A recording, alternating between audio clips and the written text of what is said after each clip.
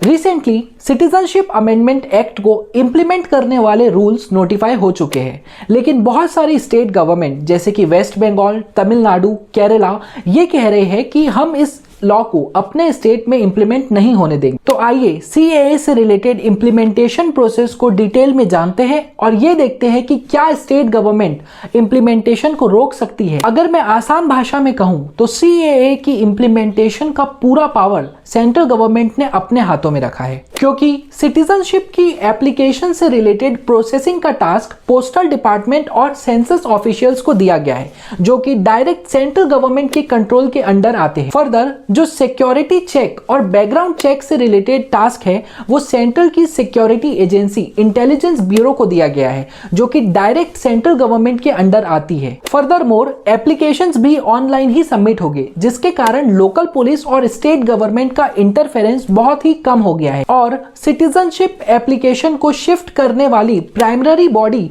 District level committee होगी, जिसे superintendent department of post head करेंगे। एडिशनली इस कमेटी में स्टेट गवर्नमेंट को रिप्रेजेंट करने वाला एक ऑफिसर रहेगा, जिसका रैंक नायब तहसीलदार या इक्विवेलेंट रैंक का ऑफिसर कलेक्टरेट ऑफिस से आएगा।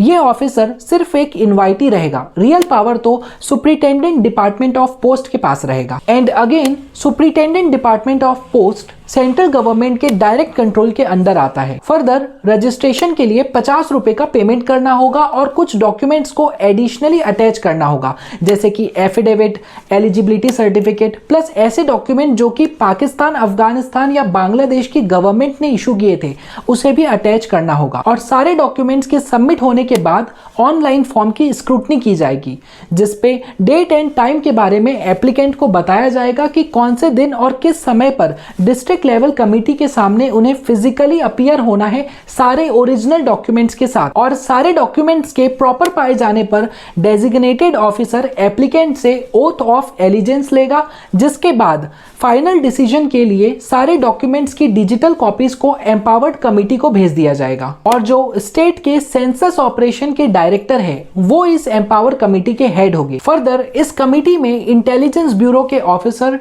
Post master general of state और नेशनल इंफॉर्मेटिक्स सेंटर के ऑफिसर भी होंगे। और स्टेट के होम डिपार्टमेंट से एक रिप्रेजेंटेटिव और डिविजनल रेलवे मैनेजर इनवाइटी के रूप में कमेटी का हिस्सा होंगे। और सिटीजनशिप मिलेगी या नहीं मिलेगी इस पर फाइनल डिसीजन एम्पावर्ड कमेटी ही लेगी। एंड आई होप आपको सीएए के इम्प्लीमेंटेशन से रिगार्डिंग स्टेट गवर्नमेंट की पावर भी क्लियर हो गई होगी। एंड अगर आप यहाँ लास्ट तक रुके हैं तो एक लाइक तो बनता है। And please subscribe to Boost Up Smart preparation.